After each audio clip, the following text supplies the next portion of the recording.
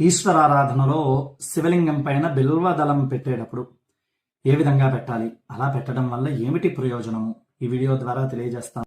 ఈ వీడియోని అందరికీ షేర్ చేయండి. మనకి బిల్వదళము, ముందుగా బిల్వదళము అంటే 3 ఆకులు ఉండాలి, అవి కూడా శుభ్రంగా ఉండాలి, ఇది గుర్తుపెట్టుకోండి. అలాగే కడిగిన తర్వాతే ఈశ్వరుడి మీద పెట్టండి.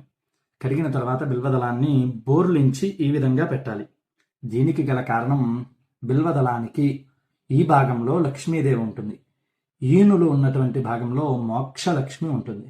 మనకి ఏమీ కోరికలు లేవు, అన్ని సిద్ధించాయి, ఇక శివ సాయుధ్యం చాలు అనుకున్నటువంటి వాళ్ళు బిల్వదళాన్ని తిరగేసి పెట్టచ్చు, ఇబ్బంది లేదు. ఈనులు ఉన్న వైపు ఈశ్వరుడికి తగిలేట్లా పెట్టండి. లేదు నాకు భౌతికంగా చాలా కోరికలు ఉన్నాయి, ప్రస్తుతం మనం కలియుగంలో ఉన్నాం, ప్రతిరోజు కోరికలు మారుతూనే ఉంటాయి, కాబట్టి ఈశ్వరారాధన చేసేటప్పుడు బిల్వదళాన్ని తిరగేసి ఈశ్వరుడి మీద ఈ విధంగా ఉంచి అర్చన చేయండి.